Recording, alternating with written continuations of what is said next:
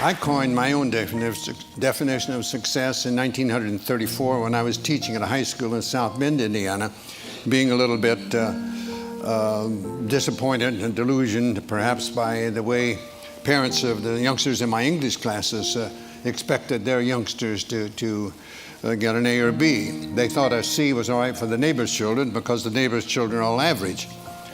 But they weren't satisfied with their own and would make the teacher feel that they had failed or the youngster had failed, and that's not right. The good Lord in His infinite wisdom didn't create us all equal as far as intelligence is concerned, any more than we're equal as far as size, appearance. Not everybody could earn an A or B, and I didn't like that way of judging, and I did know how the alumni of various schools back in the 30s judged coaches and athletic teams.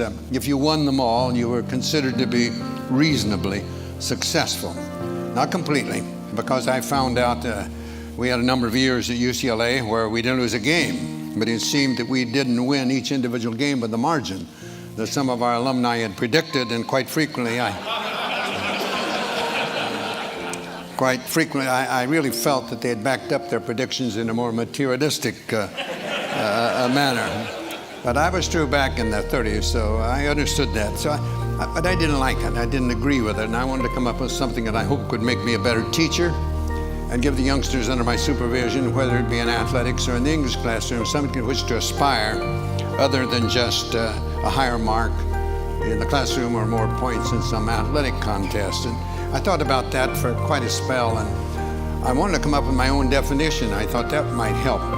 And I knew how Mr. Webster defined it as the accumulation of material possessions or the attainment of a position of power or prestige or something of that sort, worthy accomplishments perhaps, but in my opinion, not necessarily indicative of success.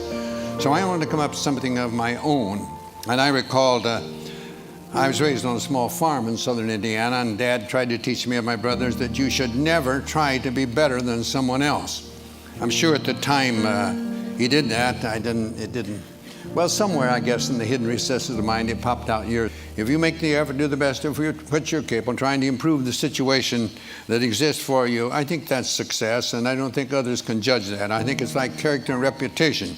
Your reputation is what you're perceived to be. Your character is what you really are, and I think the character is much more important than what you are perceived to be. You'd hope they'd both be good, but they don't necessarily be the same. I may not see the church or hear the word or eat the food their hands may grow, but yet again I may. And later I may say, I knew him once, and he was weak or strong or bold or proud or gay. I knew him once, but then he was a boy. They ask me why I teach, and I reply, where could I find such splendid company? And I believe the teaching profession, that's true. You have so many youngsters, and I got to think of my youngsters at UCLA, 30-some attorneys, 11 dentists, 10 doctors, many teachers in other professions. And that gives you a great deal of pleasure to see them go on. I've always tried to make the youngsters feel that they're there to get an education, number one. Basketball was second because it's paying their way. And they do need a little time for social activities, but you let social activities take a little precedence over the other two, and you're not going to have any very long.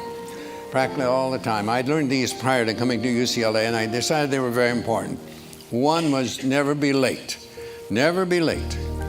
Later on, I said certain things that I had the players, if we're leaving for someone, they had to be neat and clean. There was a time when I made them wear jackets and shirts and ties, and then I saw our chancellor coming to school in denims and turtlenecks, and I thought it was not right for me to keep this other, so I let them they had to be neat and clean. And I had one of my greatest players that you probably heard of, Bill Walton. He came and gets the bus. We were leaving for somewhere and to play, and he wasn't clean and neat, so I would let him go. He couldn't get on the bus. He had to go home and get cleaned up to get to the airport if he could. So I was a stickler for that. I believed in that. I believe in time, very important. I believe you should be on time, but I felt at practices, for example, we start on time, we close on time. The youngsters didn't have to feel that we're going to keep them over. When I speak at coaching clinics, I often tell young coaches in the coaching clinics, more or less, they'll be the younger coaches getting in the profession, and most of them are young, and probably newly married. And I tell them, don't run practices late.